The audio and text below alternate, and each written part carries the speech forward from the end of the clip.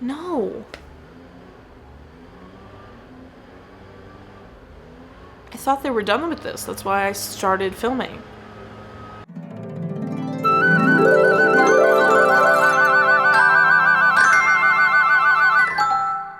Welcome back to Every Disney Movie Ever. My name is Jess and I'm watching Every Disney Movie Ever. Today I'm going to talk about No Deposit, No Return. No Deposit, No Return is a 1976 theatrical release. It's directed by Tokar, cinematography by Frank Phillips, editing by Warburton, and it's written by Arthur Alsberg and Don Nelson. The film stars David Niven, Darren McGavin, Don Knotts, Kim Richards, and Brad Savage. David Niven is most known for A Matter of Life and Death, Around the World in 80 Days, The Pink Panther, and has an Academy Award for Best Actor in Separate Tables. Darren McGavin is most known for Kolchak the Night Stalker, Summertime, Billy Madison, and A Christmas Story. You can learn all about Don Knotts and Brad Savage in the video I did for the Apple Dumpling Gang. The link will be in the description. You can also learn all about Kim Richards in the video I did about the Whiz Kid and the Mystery at Riverton, also link in the description. There's also a random James Hong cameo, which, okay. This movie's really funny, but in every other aspect is incredibly average.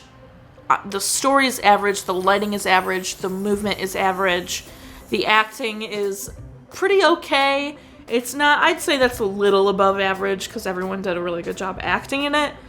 The most interesting part of this film is Kim Richards' character and Darren McGavin's character's relationship and the growth in that relationship. I actually love it. It becomes like a father-daughter situation that's really, really adorable, and they do a good job with that. But otherwise, the rest of the film, the skunk scene is way too long.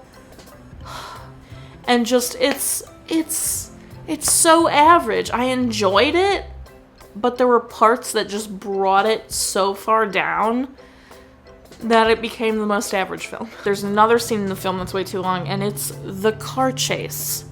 Yes, that's right. There's another one.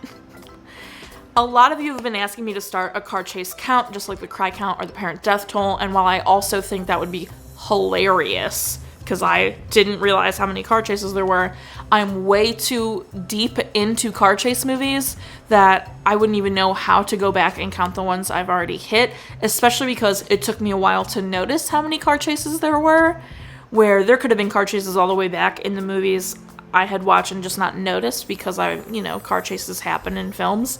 And it wasn't until, I hit maybe like the 15th movie and was like, why are there so many? Like, I just noticed it.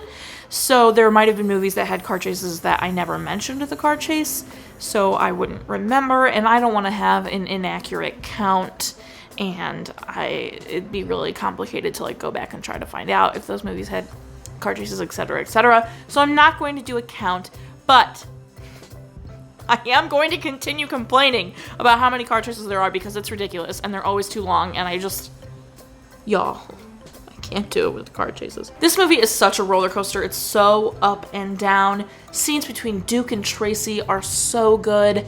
The scene where they have to break the kids out of the safe because they're gonna suffocate is so good. And then you have stuff like the skunk scene and the car chase that just totally ruin it and take you out of it.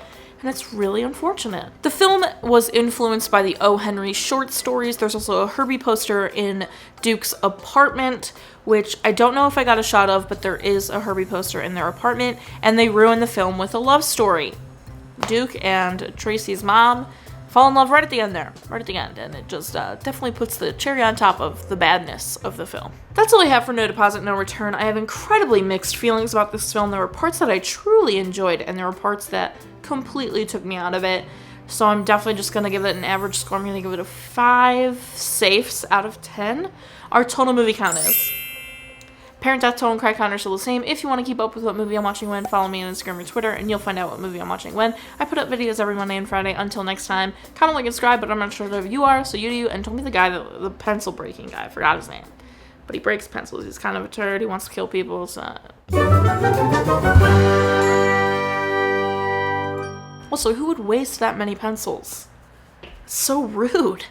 Just breaks pencils to like show he's a bad guy, and it's like, that doesn't intimidate me. I'd be upset. Why do you keep wasting pencils like this? It's so mean.